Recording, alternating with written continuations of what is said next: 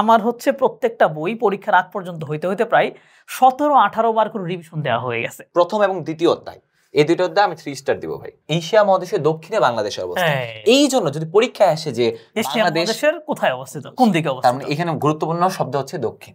ঘটনাটা পড়ার পর তুমি নিজে সেখান থেকে প্রশ্ন বানানোর মতো অ্যাবিলিটিতে যেতে পারো কিনা। তুমি যদি 7টা প্রশ্ন লিখো বাট একটু ছোটও যদি হয়ে যায় তাহলে কিন্তু মার্ক বেশি পাওয়ার পসিবিলিটি আছে একটা। হ্যালো, আসসালামু আলাইকুম, কি অবস্থা সবার? আশা করি তোমরা সবাই ভালো আছো। তো তোমাদের পরীক্ষা কিন্তু খুব দ্রুত সামনে চলে আসতেছে, মানে তোমাদের নিকটে চলে আসতেছে, বলে না দরজায় টোকা দিচ্ছে আর কি। তো এই মুহূর্তে তোমরা অনেকে চিন্তা করতেছো যে লাস্ট মোমেন্টে এসে আমরা কোন সাবজেক্ট কিভাবে পড়বো। তো এখানে দেখো আমার হাতে যে বইটা আছে না রায়হান, এই বইটা কিন্তু ওরা অনেকেই অনেক সময় গুরুত্ব দিয়ে পড়ে না, লাস্ট মোমেন্টে এসে পড়া শুরু করে দেয়। তো লাস্ট মোমেন্টে যদি এরকম শুরু করতে চাও, সেই জন্যই কিন্তু অনেকে জানতে চেয়েছো যে শেষ মোমেন্টে এসে আসলে বিজিএসটা কেমন পড়বো।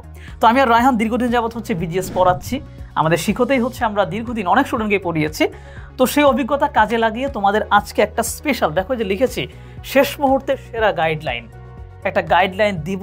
আশা করি এইটা ফলো করলে সামনে যে কয়দিন সময় তোমাদের হাতে আছে তোমরা এখান থেকেও একটা ভালো রেজাল্ট কিন্তু করে নিতে পারবা। তো আমি আছি কামরুল হাসান শাহিদিন, আমার সাথে আছে রায়হান এর খান। ওকে, তো আমি হচ্ছে তোমাদের সাথে কয়েকটা কথা বলি, আর রায়হান তুমি হচ্ছে একটা ছোট কাজ। তো অনেকের অবস্থা একরকম না, তাই না? আমরা one shoe fit for all এরকম নিয়মে বিশ্বাস করি না। তো ঝামেলা যেটা হয়েছে যে এই মুহূর্তে আসলে মানে তোমরা যেই চিন্তাটা করো সবসময় যে বিজিএস এ কিন্তু সৃজনশীল প্রশ্ন লিখতে হয়, সবটাতে লিখতে হয়, কিন্তু পার্থক্য কোথায়? পার্থক্য হচ্ছে ধরো ফিজিক্স, কেমিস্ট্রি, ম্যাথ এগুলোতে সৃজনশীল লিখতে হয় 4টা করে। সো 4টা তুমি ইজিলি খুব দ্রুত সময় লিখে ফেলতে পারো এবং সময়টা তুমি বেশি পাও, কারণ সেখানে এত বেশি এক্সপ্লেন করতে হয় না। একটা ম্যাথ আসছে, ম্যাথটা তুমি সলভ করে দিবা, হয়ে যাবে। কিন্তু বাংলা, বিজিএস, তারপরে ধরো ইসলাম শিক্ষা, এই ধরনের সাবজেক্ট যেগুলো আছে এইগুলোতে কিন্তু 7টা সৃজনশীল লিখতে হয়, এবং 7টা সৃজনশীল সময় মতো শেষ করাটা একটা চ্যালেঞ্জ। এবং সময় মতো শুধু শেষ করায় না, এমনভাবে লিখতে হবে যেহেতু এখানে বর্ণনামূলক লেখা, ওই বর্ণনামূলক লেখার ভিতর থেকেও বেশি নম্বর কিভাবে তুলে নেওয়া যায়, এইটা কিন্তু আরেকটা চ্যালেঞ্জ। সো সেই জায়গা থেকে আমরা এখানে পুরোপুরি একটা সাজাইছি যে এখানে আসলে তোমরা কিভাবে সৃজনশীলের প্র্যাকটিসটা করবে, কিভাবে এমসিকিউর প্র্যাকটিসটা করবে, এবং কোন পদ্ধতিতে লিখলে তুমি নির্দিষ্ট সময়ের ভিতরে তুমি 7টা সৃজনশীল লিখতে পারবা। আবার এমসিকিউতেও তুমি হচ্ছে ভালো একটা মার্ক উঠায় তুমি হচ্ছে জিপিএ 5 মানে 80 নম্বর যেটা সেটা তুমি নিশ্চিত করতে পারবা। তো এই ব্যাপারটা নিয়ে আজকে পুরোপুরি আলোচনা হবে। সেই সাথে অনেকেই চাচ্ছিল যে আসলে কিছু সাজেশন দেওয়া যায় কিনা, যে এতগুলো অধ্যায় আমরা কোন অধ্যায়টা একেবারে বেশি ভালো করে পড়বো, সেই ব্যাপারটা নিয়ে আমরা ছোট্টখাটো একটা আলোচনা করবো, এবং লাস্ট মোমেন্টে তোমার প্র্যাকটিসটা কিভাবে হবে সেটাও কিন্তু আলোচনা করবো। দেখি রায়হান আসলে এখানে কি লিখেছে। দেখো রায়হান লেখার চেষ্টা করছে তোমার অবস্থা এই মুহূর্তে আসলে কেমন অবস্থায় আছে, মানে তুমি আসলে কোন জায়গায় আছো। দেখি রায়হান তুমি প্রথমে কি লিখছো? ভাই এটা তো এক সাইডে আছে, আমরা কাজ করি এটাকে একটু জাদু দিয়ে ছুমন্তর ছু বলে আমরা এটাকে, এটা হবে আমার মনে হচ্ছে হয়ে যাওয়ার কথা, একটু টান দিলে মনে এদিকে চলে আসে। না এটা আপনি জাদুটা দেখেন, আপনি তো আমার বস। একটু ছোট ছোট আমার মনে হয় একটু বেশি বড় করে ফেলছি আমরা, আর একটু ছোট করে ফেলি ভাই, তাই না? আমরা দেখতে পাচ্ছি এখানে, দেখতে আর একটু মাঝে নিয়ে যাই। ওকে, ইটস ওকে। তোমার অবস্থাটা এই মুহূর্তে কেমন? সব পড়া শেষ হয়ে গেছে কিনা, ভালো করে শেষ হয় নাই এমন অবস্থাতে অনেকে আছো। পড়া শুরু করেছি, কেবল শুরু করেছি, আবার পড়বো বলে এখন ভাবছি, মানে এখনো সিদ্ধান্ত নেইনি। এই যে লাস্টে যেটা সিদ্ধান্তই নিয়ে নেই যে আমি আসলে পড়বো না। তো আমার মনে হয় এই স্টেজগুলোর সাথে তোমরা যদি মিলায় নিতে পারো তাহলে আমরা প্রত্যেকটা স্টেজ নিয়ে হচ্ছে তোমাদের কিছু পরামর্শ দিতে পারি। ভাইয়া ঠিক আছে, এক প্রকার শিক্ষার্থী কিন্তু আছে আমার মতো, যারা হচ্ছে সব পড়া শেষ আগে। আচ্ছা, তুমি সব আগে শেষ করতে? হ্যাঁ ভাইয়া। ওকে, তার মানে হচ্ছে সব পড়া যদি শেষ হয় তাহলে ওদের এখন কি করা উচিত? এটা আপনি বলেন, কারণ আমি তো মানে শেষ করে ফেলতাম আর কি, তখন আমার কি করব আমি নিজেও জানতাম না। আমি আমার একটা অভিজ্ঞতা বলি। আমি যখন হচ্ছে এসএসসি পরীক্ষার আগে ছিলাম, বিশেষ করে টেস্ট পরীক্ষার অনেক আগেই আমার কিন্তু সব পড়া শেষ হয়ে যাইতো। তো তখন আমি আর্টসে ছিলাম, আমার হচ্ছে প্রত্যেকটা বই পরীক্ষার আগ পর্যন্ত হইতে প্রায় 17-18 বার করে রিভিশন দেওয়া হয়ে গেছে। 17-18 আমি দিয়েছি, আমার অর্থনীতি বই আমি 18 বার রিভিশন দিয়েছিলাম। ঠিক আছে, সো এই মুহূর্তে যাদের সব পড়া শেষ হয়ে গেছে, আমি তোমাদের বলবো যে তোমরা হচ্ছে একটা রুটিন মেনটেন করে একটা করে সাবজেক্ট ধরবা, ওই সাবজেক্টটা শেষ করে ফেলবা। ধরো 3 দিন করে ধরবে, আরেকটা করে শেষ, একটা করে সাবজেক্ট ধরবা, শেষ করে আরেকটা সাবজেক্ট ধরবা। এইভাবে তুমি যতবার পারো রিভিশন দিতে থাকো, শেষ করতে থাকো। এবং পার্টিকুলারলি তোমার কাছে যদি মনে হয় যে আমার ওই সাবজেক্টের ওই 2টা টপিক বা অধ্যায় একটু ঝামেলা হয়, সেক্ষেত্রে আমি বলবো যে তুমি ওইটাতে একটু বেশি ফোকাস করো যদি তোমার পড়াটা শেষ হয়ে যায়। ঠিক আছে, সেই জায়গা থেকে আমি তোমাদের একটা ছোট্ট সাজেশন দিতে পারি। তোমার অবস্থা এখানে থাকলে তোমার পড়াশোনার যেই মানে মাত্রাটা বা দিনে তুমি হচ্ছে কত ঘন্টা করে পড়বে এইরকম একটা ব্যাপার কিন্তু বলা যেতে পারে। আমার মনে হয় এই মুহূর্তে ওদের প্রত্যেকেরই তো একটু বেশি বেশি করে পড়া উচিত, মানে একদম শেষ মুহূর্তে কপিটা শেষ পেরেকটা মারতে হবে। বাট যখন তোমার সব শেষ তখন আমি তোমাকে বলবো যে তুমি যেহেতু এখন তোমার স্কুলে যাইতে হয় না, এখন তোমার ক্লাসটা হচ্ছে না, তারপর আমি বলবো যে ওদের 8 থেকে 10 ঘন্টার একটা পড়ার টার্গেট রাখা উচিত। মিনিমাম 8 থেকে 10 ঘন্টা তোমার রাখতেই হবে যখন তোমার শেষ হয়ে গেছে তারপরেও। ঠিক আছে, তো এখন তারপরে কি ভাই ভালো করে শেষ হয়নি, মানে আবছা পড়েছে, মানে পড়ছি আর কি, পড়ার জন্য পড়ছি, মানে ও নিজেও সন্তুষ্ট মানে আমি একবার শেষ করে ফেলেছি, বাট এই শেষ করাটাই আমাকে প্রপার কনফিডেন্স দেবে কিনা ও হচ্ছে এই ব্যাপারটা এখনো কনফিউজড। তো এমন অবস্থা থাকলে কি করতে হয়? এমন অবস্থা থাকলে হচ্ছে আমি বলবো তুমি তোমার দুর্বলতাটা খুঁজে বের করো, না উইক পয়েন্ট, যে তোমার কোন সাবজেক্টটাতে মনে হচ্ছে যে একটু ঢিলেঢালা। আমি জানি এই মোমেন্টে তোমরা অনেকেই বিজিএসটা নিয়ে চিন্তা করো যে বিজিএসটা সারা বছর পড়ি নাই, এটাই কিন্তু হয়, কারণ সারা বছর যেটা না পড়ে সেখানে এই ঝামেলাটা বের হয়। এটা নিয়ে আমার একটা টেকনিক আছে, এটা হচ্ছে এস ডব্লিউ ও টি। এস হচ্ছে স্ট্রেংথ, অর্থাৎ যেটা শক্তিশালী, ধরেন আমি 3টা অধ্যায় খুব ভালোভাবে পারি। ডব্লিউ হচ্ছে উইকনেস, মানে এই 3টা অধ্যায় আমি ঠিকঠাক মতো পড়ি নাই। আচ্ছা, ওদের হচ্ছে অপরচুনিটি, কিছু কিছু অধ্যায় আছে যেগুলো পড়লে আমি ফুল মার্কস পাইতে পারি, অর্ধেক বুঝি। যেমন ভাই তৃতীয় অধ্যায়টা কিন্তু অনেকের কাছে একটা হইতে পারে এক্স্যাক্টলি। তৃতীয় হচ্ছে থ্রেড, তৃতীয়টা হচ্ছে আমি এটা পড়লেও ভালো না করতে পারি। তৃতীয়ত অনেক অঙ্কই বুঝে না, তখন কিন্তু পরীক্ষার আগের দিন পরে কিন্তু সম্ভব না। তো সেই ক্ষেত্রে তোমাকে যে কোন বিষয়টা থ্রেড হইতে হবে, এই থ্রেডটাকেও তুমি অপরচুনিটি বানাইতে পারো। এখন যেহেতু এখনো প্রায় 1.5 মাসের মতো সময় আছে, তো এখন তুমি ওই যে উইকনেসটা খুঁজে বের করো যে কোনটাই তোমার সমস্যা, কোনটা তুমি চাইলে একটু বাড়াই দিলে সেখানে ফুল মার্ক পাইতে পারো, এগুলো আইডেন্টিফাই করো। তুমি নেক্সট 15 দিনের একটা প্ল্যান নাও, এবং যখন তুমি শেষ করতে পারবা তখন তুমি কিন্তু 1 নম্বরে চলে গেলা, যে সব তোমার ভালো করে শেষ হয়ে গেছে। এবং এইটা করার জন্য তোমার আমার মনে হয় তোমার 10 ঘন্টার বেশি পড়তে হবে। 10 থেকে 12 ঘন্টার একটা লিমিট তোমার এখন রাখতেই হবে। তুমি 10 থেকে 12 ঘন্টা করে এখন তোমার পড়াশোনা চালিয়ে যাওয়া উচিত, তুমি এখানে থাকো। আমার মনে হয় যারা হচ্ছে 1 আর 2 এর মধ্যে আছে তারা মোটামুটি ভালো অবস্থা নিয়ে আছে, যে এখান থেকে চাইলে ওরা আরামসে একটা ওই স্ট্রং পয়েন্টে যেতে পারবে। তারপরে এখন কোনটা আছে, পড়া শুরু করেছি, মানে মাত্র পড়া শুরু করছি, মানে ও হচ্ছে ঘুম থেকে উঠছে ভাই, সিদ্ধান্ত নিল যে ভাই আমার তো সামনে পরীক্ষা আছে, আমার তো পড়াশোনা করতে হবে। তো তোমাদেরকে বলবো ভাই তোমরা যে শুরু করছো এটাই বলো যে একটা শুকরিয়া, আলহামদুলিল্লাহ, কারণ তুমি যেহেতু শুরু করছো তুমি বুঝতে পারছো যে তোমার পড়াশোনা করতে হবে। সো এই শুরু যে করছো এইটা ভুলও যাতে না থামে। তোমার পড়াশোনার স্টাইলটা হবে হচ্ছে এই দুজনের স্টাইলের মতো না, এবং এদেরটা আমি বলছি একটা করে বই ধরবা, শেষ করে আরেকটা ধরবা। ওদের বলছি উইক পয়েন্ট খুঁজে খুঁজে পড়বা। আর তোমার অবস্থা হচ্ছে এমন একটা সম্মিলিত রুটিন বানানো যেখানে তোমার সব সাবজেক্ট সমানভাবে পড়া হচ্ছে কিনা, যাতে তুমি সব সাবজেক্টে একটা মিনিমাম লেভেল থেকে একটু হায়ার লেভেলে উঠতে পারো। এবং এর ভিতরে হচ্ছে তুমি যখন তুমি রুটিন করবা, যদি এমন হয় যে তোমার বিজিএস 1 ঘন্টা পড়লেই অনেকটুকু পড়া হয়ে যায়, বাট ফিজিক্স পড়তে গেলে 1 ঘন্টায় ওইটুকু পড়া হয় না, তার মানে রুটিনে তার সময়টা কোথায় বেশি যাবে, ফিজিক্সে বেশি যাবে। এরকম সম্মিলিত একটা রুটিন মানে পুরো 1 মাস পড়তে থাকো। এইখানেও কিন্তু তার স্ট্রেংথ উইকনেস বের করতে পারে তা চাইলে, অফকোর্স, যেহেতু ওইটা তুমি যেটা বললে এটা তো একটা মানে ইউনিভার্সাল একটা ব্যাপার, সবসময় তুমি এটা খুঁজে বের করবা। হ্যাঁ, তার মানে এখানে তুমি যারা পড়া শুরু করেছো আমি বলবো যে খুব সুন্দর অবস্থায় পড়া শুরু করেছো, বাট তোমার এই পড়াশোনাটা থামানো যাবে না। ভাই চাইনিজ ভাবে কিন্তু একটা প্রভাব আছে যে সিঙ্গেল, মানে অনেক দূরের যে journey, long journey starts with a single step. তুমি একটা পা বাড়াইলা, তার মানে জার্নি শুরু হলো, তুমি শুরু করছো। তো এদেরকে আমি বলবো যে তোমাদের পড়াশোনাটা একটু অ্যাডমিশন লেভেলের পড়াশোনা হইতে হবে। অ্যাডমিশন আমরা কি করছি, তুমি কয় ঘন্টা পড়ছো এখন? ভাই আমি সত্য কথা বলবো না মিথ্যা কথা বলবো? সত্যি কথা বলো। 13-14 ঘন্টা পড়ছে। আমাদের এলাকায় বলতো যে কুত্তার মতো পড়তেন। কুত্তা মানে কুত্তা বিষয়টা হচ্ছে যে এইভাবে, মানে তোমরা খারাপ পড়তে নিও না, জাস্ট এইভাবে বসে পড়ে, মানে কুকুর যেভাবে এভাবে বসে পড়ে ঠিক সেভাবেই টেবিলের মধ্যে তোমাকে বসে পড়তে হবে, মানে ওঠা যাবে না। অ্যাডমিশনের সময় আমিও সত্যি কথা বলতে মানে 14 ঘন্টার উপরেই পড়তাম। ভাইও সেই পড়া দিচ্ছে, কারণ আমরা তো গ্রাম থেকে শহরে এসে আমার মনে হচ্ছে আরে সমুদ্রের মধ্যে পড়ে গেছি। সো তোমাদের বলবো তোমাদের পড়াশোনাটা ওই লেভেলে যাইতে হবে, তোমার 14 ঘন্টা টার্গেট করতে হবে। তুমি টার্গেট রাখবো 14 ঘন্টা, শুরুতে পারবা না, হচ্ছে 10 ঘন্টায় থেমে যাবে, 5 ঘন্টা হইতে পারে, বাট তোমার টার্গেট রাখতে হবে। সো এখানে আমি বলবো তুমি 13-14 ঘন্টার একটা পড়াশোনার টার্গেট তুমি নিয়ে আগাইতে থাকো। এখন তুমি এদের কি বলবা? পড়বো বলে ভাবছি, আমি তো বলি তুমি ভাবতেই থাকো। আমি বলবো যে তোমার এই ভাবনাটা এখানে শেষ করে দিয়ে তুমি 3 নাম্বারের মতো তুমি শুরু করে দাও জাস্ট। তোমার জন্য আসলে আলাদা স্পেশাল সার্ভিস মানে উপদেশ থেকে কোনো লাভ নাই, কারণ তুমি কেবল ভাবতেছো। আমি বলবো তোমার এই ভাবনাটাকে তুমি জাস্ট কাজে লাগে পড়াটা শুরু করো। শুরু করলে তুমি নিজেই বুঝতে পারবা, তারপর ধীরে ধীরে তুমি এই যে এই কথাগুলো বললাম এগুলোই কিন্তু আলটিমেটলি কাজে লাগাইতে হবে জাস্ট শুরু করলে। কারণ তুমি ভাষায় কিন্তু একটা প্রভাব আছে যে শুরু করা মানে কাজে অর্ধেক শেষ। অর্ধেক শেষ, শুধু প্ল্যানিং করলে হবে না। সো তুমি ভাবছো মানে কি শুধু প্ল্যানিং করতেছো, জাস্ট শুরু করে দাও, বাকিটা দেখবা আল্লাহর রাস্তায় এমনি হয়ে গেছে। পরেরটা হচ্ছে এখন সিদ্ধান্ত নিয়ে নেই। তোমার বলবো তুমি যদি এই সিদ্ধান্ত নিয়ে থাকো যে তুমি আরেকবার এসএসসি পরীক্ষা দিবা, তাহলে হচ্ছে তুমি এটা খুব ভালো একটা স্টেজ যে তুমি আরেকবার এটা পরীক্ষা দিতে চাইবে। আর যদি মনে করো যে না তোমার হচ্ছে এইবারই পরীক্ষা দিতে হবে, এইবার পাস করতে হবে, ভালো রেজাল্ট করতে হবে, তাহলে ভাববো যে তোমার এই স্টেজ থেকে তুমি যে কোনো মূল্যে বের হয়ে আসো। কারণ এদের জন্য আসলে না কোনো সাজেশন কাজ করবে না। ওদের কথা হচ্ছে ওদের পড়তে বসতে হবে। সেই বসার জন্য তোমার হচ্ছে একটু এইটা চিন্তা করো, একটু মোটিভেশনাল জায়গা থেকে, যে তোমার আব্বু আম্মু সবসময় চায় তুমি ভালো কিছু করো।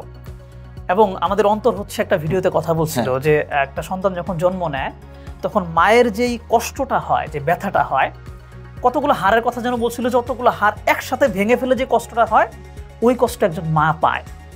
এবং এটা এমন লেভেলের কষ্ট, এমন লেভেলের পেইন যেটা অন্য কোনোভাবে আর পাওয়া পসিবল না, মানে ওই লেভেলে যাওয়াই পসিবল না। সেই কষ্টটা আমরা জন্মের সময় মাকে দিয়ে আসছি। তাছাড়া ভাই বাবার কথাই বলি, যখন এই যে রোদের মধ্যে যায় তার তো মানে ফ্যানের নিচে থাকে না, এসির নিচে থাকে না, কি পরিমাণ কষ্ট করতে হয় তার। একজন কৃষকের সন্তান, একজন শ্রমিকের সন্তান, একজন যে অফিসে থাকে তার মেন্টাল পেইন মানে কি পরিমাণ। তার মানে আমরা তো কন্টিনিউয়াসলি বাবা মাকে কষ্ট দিয়েই যাচ্ছি। সো এই বাবা মাকে একটা বাজে রেজাল্ট করে আবার কষ্ট দিবা, জাস্ট এই জায়গা থেকে চিন্তা করো যে আমি একবার কষ্ট দিয়েছি, দিয়ে যাচ্ছি, আমি আরেকটা বার্ডেন তাদেরকে দিয়ে দিচ্ছি। এই এক্সট্রা কষ্টটা তুমি দিতে চাইও না। এইটা যদি মাথায় খেলে তুমি তাহলে টেবিলে বসে পড়তে পারবে। পৃথিবীর সবচেয়ে সুন্দর জিনিস মনে হয় যে বাবা মার মুখে হাসি ফোটানো। বাবা মা যখন তোমাকে নিয়ে গর্ব করবে, যে বলবে যে দেখো আমার সন্তান এসএসসিতে ভালো ফলাফল করছে। এক্স্যাক্টলি। সো এর থেকে ভালো কিছু তো তোমাদের কাছে হইতেই পারে। তো আমার মনে হয় তোমরা পড়াশোনা শুরু করে দাও। এবার রায়হান ওরা অনেক যাবত অপেক্ষা করতেছে যে সাজেশন কেমনে আসে। কিন্তু ভাই আমরা তো সাজেশন দেই না। নরমালি আমরা শিক্ষকদের সাজেশন দেই না, সব অধ্যায় খুব ভালো করে পড়ায় দেই। তারপর তোমাদের যেহেতু এত ডিমান্ড, আমি বলবো রায়হান এই জায়গাতে যে অধ্যায়গুলো আছে এখান থেকে তুমি একটু স্টার মার্ক করে দাও যে কোনটাতে তুমি কয়টা স্টার দিবা। ঠিক আছে, একটু হিসাব করে একটু বলে দাও যে তার মানে হচ্ছে এই যে বাংলাদেশের প্রথম এবং দ্বিতীয় অধ্যায়, এই দুটো অধ্যায় আমি 3 স্টার দিব ভাই। ওকে, 3টা স্টার, মানে এই দুই অধ্যায় মিলে 3টা স্টার। এই যে এই দুই অধ্যায় 3 স্টার, দেখছো 3টা স্টার। তারপরে ভাই আমরা যদি দেখি প্রথমত গুরুত্বপূর্ণ যেগুলো, তারপর আমরা যদি দেখি যে এই 1-2 এর পরে আমরা দেখবো যে এই যে 4 নম্বর হচ্ছে যে অধ্যায়টা, এটাও কিন্তু 3 স্টার। আরেকটা দিয়ে দিই না কিন্তু ভুল হয়ে যাবে। আর হচ্ছে আমরা যদি দেখি ভাই এইখানে কিন্তু যে 5 নম্বর অধ্যায়টা, এটাও কিন্তু 3 স্টার। তাহলে আমরা ভাই পাইলাম হচ্ছে 3টা অধ্যায় হচ্ছে 3 স্টার। মানে দুইটা অধ্যায় মিলে যেহেতু ইতিহাস, এই দুইটা মিলে আমরা 3 স্টার দিলাম, কারণ এখান থেকে প্রশ্ন কিন্তু প্রতি বছরই আসে। অনেকেই ভাবতেছো এইবার সরকার পরিবর্তন প্রশ্ন আসবে কিনা, না প্রশ্ন আসবে এখান থেকে। হ্যাঁ, পরিমাণ কমতে পারে প্রশ্নের, যেখানে একাধিক প্রশ্ন সেখানে হয়তো একটা কম আসতে পারে, দিতে পারে দুইটা মিক্স করে, এবং এটা প্রশ্ন আসবেই। সো মুক্তিযুদ্ধের ইতিহাস এখনো গুরুত্বপূর্ণ, কারণ আমরা তো মুক্তিযুদ্ধ ছাড়া অস্তিত্ব কল্পনা করতে পারি না। যতদিন বাংলাদেশ থাকে ততদিন মুক্তিযুদ্ধের ইতিহাস খুবই গুরুত্বপূর্ণ। সো এই দুটো অধ্যায় থেকে আমরা অফ কোর্স প্রশ্ন ধরছি। তারপরে তৃতীয় অধ্যায়টা হচ্ছে আমরা একটু পরে বলতেছি। তারপরে ভাই আমরা চতুর্থ আর পঞ্চমটাকে আমরা ওই গুরুত্বপূর্ণ ধরছি, এখান থেকে প্রশ্ন মাস্ট আসবে। তারপরে কোনটা দিবা রায়হান? আমরা ভাই তারপরে যদি আমরা দিই সপ্তম অধ্যায়ে 2 স্টার দিতে পারি, এটা তো ভাই বেশি গুরুত্বপূর্ণ। দিয়ে দাও 3 স্টার দিয়ে দাও, 3 স্টার দিয়ে দিই, তাহলে 3 স্টার। সপ্তমটা আমরা 3 স্টার দিই, 4টা হয়ে গেছে কিন্তু এটা 3 স্টার। 3 স্টার এটা আমরা ভাই এইখান থেকে একটা কমাই দিই। ওকে 3 স্টার। সপ্তম অধ্যায়ে বাংলাদেশ সরকারের বিভিন্ন অঙ্গ এবং প্রশাসনের ব্যবস্থা, এখান থেকে ওই যে উপজেলা, জেলা, এইগুলোর কাজগুলো থেকেও কিন্তু প্রশ্ন আসে। আমরা এখানেও ধরলাম এটা 3 স্টার। তাহলে বাকিগুলো বাদ দিচ্ছি না? কোনোভাবেই বাদ দিচ্ছি না। রাষ্ট্র নাগরিকতা আইন খুবই গুরুত্বপূর্ণ, কিন্তু ভাই তাইলে কি এটা আমরা 2 স্টার দিয়ে দিতে পারি? 2 স্টার দাও। ওকে, আমরা এটা একটা দুইটা 2 স্টার দিলাম। সৌরজগৎ ও ভূমণ্ডল, আমার কাছে মনে হয় কি একটু মানে এত বেশি গুরুত্বপূর্ণ না, এটা মাঝে মাঝে প্রশ্ন আসে, কোনো সময় আবার মিস হয়ে যায়, তাহলে কি ভাই 1 স্টার দিয়ে একটা স্টার দিয়ে রাখো। কারণটা হচ্ছে আমি যে কষ্ট করে এই সাবজেক্টটা, এই অধ্যায়টা পড়াইছি, এখান থেকে কিন্তু এমসিকিউ আসে প্রচুর পরিমাণে। সৃজনশীল যদি মিসও হয়ে যায়, বাট আসলে পরে তোমার অ্যানসার করতেই হবে, কারণ করলে ফুল মার্ক। দেখো মনে রাখবা, তৃতীয় আর চতুর্থ এবং পঞ্চম এই 3টে অধ্যায় থেকে প্রশ্ন আসলে কখনোই এগুলো উত্তর করা ছাড়া যাবে না। কারণ কি ফুল মার্ক পাওয়ার পসিবিলিটি। কিন্তু ভাই আমাদের তো টার্গেট থাকে এই অধ্যায়গুলো থেকে আসলে আনসারই করব না, কারণ এইটাই আনসার করতে হবে, এইটাই ভুল সিদ্ধান্ত তুমি যদি আনসার না করো। ঠিক আছে। আরেকটা অধ্যায় আছে রায়হান, অষ্টম বাংলাদেশের গণতন্ত্র নির্বাচন, এটাতে তুমি কয় স্টার দিবা? ভাই এটাতে 1 স্টার দিয়ে দিই, যেহেতু এটা ভাই নির্বাচন নিয়ে বুঝে নিতে হবে। ওকে, তার মানে আমরা এখান থেকে বেসিক্যালি গুরুত্বপূর্ণ পাইছি প্রথম দুটো অধ্যায়, চতুর্থ, পঞ্চম এবং সপ্তম, এই অধ্যায়গুলো আমরা বেশি গুরুত্বপূর্ণ মনে করছি। পাশাপাশি তার তুলনায় একটু কম গুরুত্বপূর্ণ বাকিগুলো তোমরা সবই পড়বা লাস্টের দিকে, মানে পরীক্ষার আগের দিন রাতে 3 স্টার গুলো পড়বা, ঠিক আছে? ওকে, আমরা পরেরটাতে যাই, মনে হয় বেশি কথা বলে ফেলতেছি। এবার রায়হান আমি দিব একটুগুলা, ভাই আপনি দেন, আমি এখন দিলাম। এখানে হচ্ছে আমি খুবই গুরুত্বপূর্ণ ক্যাটাগরিতে রাখবো হচ্ছে, ভাই আমার কাছে কেন জানি মানে অর্থনীতিটা না আমাদের জীবনের সঙ্গে খুবই সম্পৃক্ত। একাদশ অধ্যায় জাতীয় সম্পদ এবং অর্থনৈতিক ব্যবস্থা, ওই যে পুঁজিবাদী, মিশ্র, সমাজতান্ত্রিক, ইসলামী, খুবই গুরুত্বপূর্ণ, এটাকে আমি 3 স্টার দিলাম। তারপর যে বাংলাদেশের অর্থনীতির প্রকৃতি, অর্থনীতির নির্দেশক সমূহ, এটাকেও আমি 3 স্টার দিব, কারণ বাংলাদেশের অর্থনীতির প্রকৃতি থেকে প্রশ্ন আসে, ইম্পর্টেন্ট। এবং অর্থনীতিতে আরেকটা আছে, বাংলাদেশের সরকারের অর্থ এবং ব্যাংক ব্যবস্থা, এটা কি করবে? এটাও 3 স্টার দিব, কারণ বাণিজ্যিক ব্যাংকের কার্যাবলী, তারপর হচ্ছে কেন্দ্রীয় ব্যাংকের কার্যাবলী, এগুলোতে প্রশ্ন চলে আসে। এখান থেকে আমি 3টাকে 3 স্টার রাখলাম, আমি আরেকটাকে 3 স্টার এখান থেকে রাখবো, বলো তো কোনটা? ভাই জাতি, একদম লাস্টেরটা না, সামাজিক সমস্যা এবং প্রতিকার, এটা থেকে আসে, দুর্নীতি, সড়ক দুর্ঘটনা, এইচআইভি এইডস। তারপরে ভাই এই যে আমরা যে এই যে কোন জায়গায় অ্যাটাক করলে যেটা বললে আবার রেস্ট্রিকশন হইতে পারে, ওই যে এইজন্য বলতেছি না, দরকার নেই, ওটা তোমরা জানো যে এই যে পলিটিক্যাল উদ্দেশ্যে যখন এক্স্যাক্টলি এই যে, তার মানে এখান থেকে আমি 4টাকে আমি 3 স্টার দিয়ে রাখলাম, এবং বাকি যে আরোগুলো আছে এখান থেকে জাতিসংঘ বাংলাদেশকে আমি 2 স্টার দেব। থ্যাংক ইউ ভাই, 2 স্টার। তুমি জাতিসংঘ পছন্দ করো, জাতিসংঘ পছন্দ করি। টেকসই উন্নয়ন লক্ষ্যমাত্রাকে আমি স্টার দিতে চাচ্ছিলামই না, একটু দিয়ে দেন ভাই, একটা দিয়ে রাখলাম, ঠিক আছে। আর তারপর আছে হচ্ছে চতুর্দশ, পরিবার কাঠামো সামাজিকীকরণের শহর গ্রাম প্রশ্ন আসে, কিন্তু প্রশ্ন আসে যে শহরের সামাজিকীকরণ কিভাবে হয়, পার্থক্যটা কি, পার্থক্য আসে। সো এটাকে আমি 2 স্টারে রাখতে পারি, এটা রাখতে পারেন, অথবা 1 স্টারও দেওয়া যেতে পারে। আর এটাও 2 স্টার, সামাজিক পরিবর্তনটাকেও দিয়ে দিলাম, কারণ ছোট অধ্যায়, কারণ এটা 2 স্টার 3 স্টার যাই হোক, তুমি এটা এমনিতে 5 মিনিটের মধ্যে পড়ে ফেলতে পারবে, 5 মিনিট, অনেক ছোট অধ্যায়, মাত্র 2 কয়েক অধ্যায়। তার মানে দেখো আমরা ওইখানে 3-4টাকে রাখছিলাম খুবই গুরুত্বপূর্ণ, এইখানেও হচ্ছে জাস্ট 4টাকেই গুরুত্বপূর্ণ রাখছি। তার মানে তুমি বুঝতেছো 16টার ভিতরে আমরা 4টাকে বেশি মানে 8টাকে বেশি গুরুত্ব দিলাম, অর্ধেক। তার মানে তুমি কি 8টাও একদম কঠিন ভাবে পড়তে পারবে না, এবং এই 8টা কখন বেশি করে পড়বা? পরীক্ষা ঠিক আগের দিন। আর বাকিগুলোকে আমরা কিন্তু ডিমেন করতেছি না, সবগুলোকে গুরুত্ব দিয়েছি আমাদের দৃষ্টিতে, আমরা বলছি না যে এখান থেকে কমন পড়বে। তাছাড়া ভাই আপনার দৃষ্টি আমার দৃষ্টি একটু কিন্তু পার্থক্য আছে, একটু পার্থক্য আছে, তো প্রত্যেকটা সবই করবা, বাট এগুলা একটু গুরুত্ব বেশি দিলে আমার মনে হয় ভালো হতে পারে। আপনি তো অনেক দিন যাবত পড়েন এবং প্রত্যেক বোর্ডের প্রশ্ন অ্যানালাইসিস করেছি, এবং গত বছর হচ্ছে যে সাজেশন এভাবে যে বলে দিয়েছিলাম, ওরা এখান থেকে কমন পাইছিল, ওই অভিজ্ঞতা থেকে জাস্ট একটু বলা আর কি। ঠিক আছে, এখন তাহলে আমরা পরেরটাতে যাবো। তো পুরো স্লাইডে কি আছে ভাই? এটা হচ্ছে বলি আমরা কিভাবে পড়বো এটা কিন্তু জানি না, আমরা সবসময় বলি তুমি পড়ো, বাট কিভাবে পড়বো?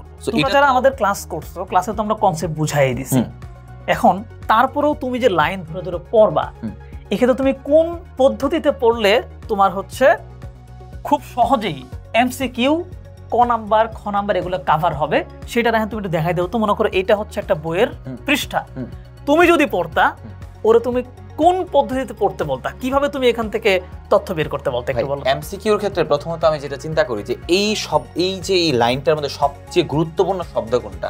আমরা যদি দেখি ভাই, এই যে প্রথম লাইনটা, এই বাংলাদেশের এশিয়া মহাদেশের দক্ষিণে বাংলাদেশের অবস্থান, এই জন্য যদি পরীক্ষায় আসে যে বাংলাদেশের কোথায় অবস্থিত, কোন দিকে অবস্থিত, তার মানে এখানে গুরুত্বপূর্ণ শব্দ হচ্ছে দক্ষিণ। তার মানে এইগুলা মার্ক করে বা খুঁজে বের করে হবে, মানে তুমি একটা লাইন পড়বা, ওই লাইনে প্রশ্ন করবা যে এশিয়া মহাদেশের দক্ষিণে বাংলাদেশের অবস্থান, কোন দিকে অবস্থান? দক্ষিণে। এই প্রশ্নটা করলে মাথার ভিতরে উত্তরটা গেঁথে যায়। দ্যাটস ওয়াই রাহান এটা বললো। পরের লাইনটা দেখো তো আবার। বাংলাদেশ হচ্ছে 20°.34 উত্তর অক্ষরেখা থেকে 26°.38 মিনিট উত্তর অক্ষরেখার মধ্যে। মানে অবস্থানটা বোঝাচ্ছে, এটা কিন্তু অক্ষরেখা। এক্স্যাক্টলি। সো এই যে জায়গাটা, এটা কিন্তু পরীক্ষার মধ্যে আসতে পারে যে বাংলাদেশের অবস্থান ব্যাখ্যা করো। খ নম্বরের প্রশ্ন ভাই দিতে পারে না? অবশ্যই দিতে পারে, পুরো অবস্থানটাও দিতে পারে। তার মানে রায়হান যেটা বলার চেষ্টা করলো, তুমি লাইন ধরে ধরে গুরুত্বপূর্ণ পড়তে হবে, মানে তুমি টানা পড়ে গেলে হবে না, প্রত্যেকটা লাইনে গুরুত্ব দিয়ে যদি তুমি পড়ো, তাহলে তোমার এমসিকিউ কভার হবে, ক নম্বরও কভার হবে, খ নম্বরও কভার হয়ে যাবে। সো এইভাবে পড়ো যে তুমি যারা শুরু করতেছো, যারা দীর্ঘদিন বিজিএসটাকে হচ্ছে নিচে ফেলে রাখছিলা, তোমরা এখন ভাবছো তাড়াতাড়ি পড়ে ফেলবা না। আমি বলবো কমপক্ষে 1-2 বার তুমি এইরকম ভাবে লাইন ধরে ধরে মনোযোগ ভাবে পড়ো, তাহলে তোমার এমসিকিউ এবং তোমার হচ্ছে ক নাম্বারটা কিন্তু কভার হয়ে যায়। ওকে রাহান, আমরা এর পড়ে যাই। আমার মনে হয় ওরা এটা বুঝে ফেলছে। সৃজনশীল কিভাবে পড়বো ভাই? এটা কি ভাই আপনি নতুন করে আবার বলবেন না? আমাদের কাছে একটা আলাদিনের চেরাগ আছে, ওটা একটু দেখাবেন। আমরা হচ্ছে তোমাদের সৃজনশীল কিভাবে লিখতে হয়, লেখার প্যাটার্ন, এটা নিয়ে তো আমরা দুজনের ভিডিও আছে। সেই ভিডিও তোমাদের আমি ক্লাসে একাধিকবার দেখতে বলেছি, তোমরা অনেকেই দেখেছো এবং আমাদের স্টুডেন্ট ছাড়া যারা জেনারেল স্টুডেন্ট তারাও দেখেছে ভিডিওটা। তো আমি বলবো সেই ভিডিওটা আবার দেখতে। তারপরে হচ্ছে সৃজনশীলে ভালো করার জন্য আমরা পড়বো কিভাবে। এক্ষেত্রে আমি বলবো যে তুমি চেষ্টা করে দেখবা, আমি যেটা ফলো করতাম আর কি, যে তুমি কোনো একটা কনসেপ্ট পড়লা, ধরো 6 দফা আন্দোলন বা 6 দফার দফাগুলো পড়ে সেই ঘটনাটা তুমি পড়লা। ঘটনাটা পড়ার পর তুমি নিজে সেখান থেকে প্রশ্ন বানানোর মতো অ্যাবিলিটিতে যেতে পারো কিনা। কলমটা একটু দাও। মানে তুমি 6 দফা থেকে তুমি নিজে যদি প্রশ্ন বানাইতে পারো, তাহলে আমি ড্যাম শিওর তুমি এই প্রশ্ন উত্তর করতে পারবা। সো সৃজনশীল কিভাবে পড়বো বলতে বোঝানো হচ্ছে যে প্রত্যেকটা কনসেপ্টকে তুমি ধরতে পারো কিনা, যে এখান থেকে কি প্রশ্ন আসতে পারে। এখন এইটা তুমি কেমনে চিন্তা করবা? আমাদের প্র্যাকটিস বুক আছে, তোমরা যারা আমাদের শিক্ষক স্টুডেন্ট না, আমরা জানি তোমরা প্রচুর পরিমাণে ওই যে টেস্ট পেপার কিনেছো, ওই জায়গা থেকে প্রচুর পরিমাণে প্রশ্নগুলো পড়তে থাকো এবং রিলেট করা শুরু করো যে সৃজনশীলের যে উত্তরগুলো গ নাম্বার এবং ঘ নাম্বারে দিয়েছে, এইটার টপিকটা ঠিক কোন অ্যাঙ্গেল থেকে উদ্দীপকে হিট করলো এবং সেই টপিকগুলো তুমি বইয়ের ভিতরে মনোযোগ দিয়ে পড়তে পেরেছিলা কিনা, এইটা তুমি মিলাও। যদি মনে করো যে না, আমি প্রশ্ন পড়ার পরে দেখলাম ওই কনসেপ্ট বইয়ে ভালো করে পড়ি নাই, জাস্ট বইটা খুলে কনসেপ্টে চলে যাও, গিয়ে কনসেপ্ট আবার ভালো করে পড়ে আসো। এই পদ্ধতিটা তুমি যদি একটু মেনটেন করো, তাহলে প্রশ্ন বুঝার প্যাটার্ন চলে। আমরা তো ক্লাসে আসলে ওদের প্রশ্ন বের করে করে দেখাই যে এই যে ধরো উদ্দীপক কোন টপিকে মিলে গেল, কেমনে গ নাম্বার কেমনে ঘ নাম্বার দেখাই দিছি। সো তোমরা যারা হচ্ছে ক্লাসে ছিলে না, তোমাদেরকে আমি এটা বলবো, তুমি জাস্ট ওই প্রশ্নগুলো দেখে একটু খুঁজে বের করো যে কোন টপিকটা হিট করতেছে, সেই টপিকের মূল জায়গাটা কোথায়।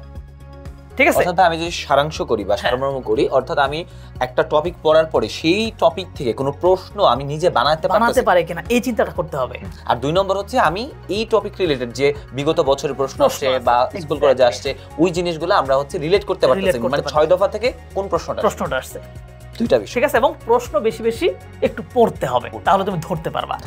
ওকে, আমরা এখানে কথা না বলি, এর আগে চলে যাই। তো তোমরা জানো এখানে আমাদের দুইজনের 2টা ভিডিও আছে। এই যে ভিডিও 2টা দেখতেছো, সৃজনশীলে বেশি নম্বর পাওয়ার বেস্ট টেকনিক, সৃজনশীলে 10-এ 10 তুমিও যেভাবে পেতে পারো। তো এই 2টা মানে ভিডিওর ভিতরে আমরা হচ্ছে একদম দেখাই দিছি যে ক নাম্বারকে আমরা লিখতে হয়, খ নাম্বার কিভাবে লিখবা, গ নাম্বার কিভাবে লিখবা, ঠিক কয়টা স্টেপে লিখলে হচ্ছে 3-এ 3 পাওয়া যায়, এবং কত পৃষ্ঠা লিখবা। ঠিক আছে? আমি মনে হয় একটু ভাই 2টা মনে একসাথে চলবে, তাই না? ক্লিক করেন ভাই, ক্লিক তো করতেছি। আপনি ক্লিক করেন, ক্লিক হচ্ছে না, কারণ কি জানেন ভাই? কারণ আপনি আসলে এখানে টেকনিক বলেন নাই, মানে এখানে এটা বলতে হয়, আরে এটা তো আসলে কাজ করতেছে না। আচ্ছা, সো তোমরা এই 2টা ভিডিও কিন্তু যেটা হচ্ছে তোমরা যে কাজটা করবা, এই 2টা ভিডিও তোমরা হচ্ছে ইউটিউবে সার্চ নিয়ে এখানে আমাদের চালাই দিলেও হয়তো আবার দেখা যাচ্ছে কপিরাইট ধরে যেতে পারে, আমরা সেদিকে না যাই। আমার মনে হয় আমরা ওই জায়গায় চলে যেতে পারি। হ্যাঁ, চেঞ্জ করো। সো এই যেটা আছে, এই 2টা আছে, হ্যাঁ, এখান থেকে যাই হোক আবার চেঞ্জ করো, তার মানে এখান থেকে ওরা দেখে নিবে। এবার এমসিকিউ কি হবে রেহান? তুমি এই ব্যাপারে তুমি স্পেশালিস্ট। কারণ হচ্ছে ভাই, আমি যেহেতু এডমিশনে পড়ছি, আমি সাধারণ জ্ঞানে ঢাকা বিশ্ববিদ্যালয়ে 56 পেয়েছিলাম। সো এটা পুরো অসম্ভব লেভেলের একটা নাম্বার, তুমি ওদেরকে বলতে থাকো। তো সেক্ষেত্রে আমি যেটা করতাম, প্রত্যেকটা লাইন কিন্তু বইয়ের গুরুত্বপূর্ণ, কিন্তু তোমাকে বুঝতে হবে কোন লাইনটা বেশি গুরুত্বপূর্ণ, তাই না বলো? তো বেশি গুরুত্বপূর্ণ লাইনগুলো তোমাকে দাগিয়ে দাগিয়ে পড়তে হবে, এবং যদি সম্ভব হয় তোমার হাতে যদি কিছু সময় থাকে, তাহলে তুমি ওই যে তথ্যগুলো তুমি চাইলে তোমার খাতার মধ্যে নোট করে রাখতে পারো। যেমনটা আমরা দেখালাম যে বইটা তুমি কিভাবে পড়বা, অর্থাৎ তুমি যদি এমসিকিউ প্রশ্ন পড়ো, তাহলে তোমার 3টা বিষয়ে কাজ হবে। একটা হচ্ছে তুমি জ্ঞানমূলক প্রশ্নগুলো উত্তর করতে পারবা, 2 নম্বর হচ্ছে এমসিকিউ পড়ার সঙ্গে সঙ্গে তুমি অনুধাবনমূলক প্রশ্নগুলো উত্তর করতে পারবা, আর 3 নম্বর হচ্ছে সৃজনশীলের গ নম্বরের যে জ্ঞানমূলক, মানে তুমি সরাসরি ক্যাচ করতে পারতেছো কিনা সেটাও কিন্তু তুমি পারবা। আর এমসিকিউ তো তোমার যে প্রত্যেকটা লাইন বাই লাইন তোমাকে দাগাই পড়তে হবে, নাম্বার 1। নাম্বার 2 হচ্ছে তোমাকে যে এইটা তুমি সুন্দর করে খাতার মধ্যে নোট করে দিতে পারবে। আমি এই 3টা লিখে ফেলছি।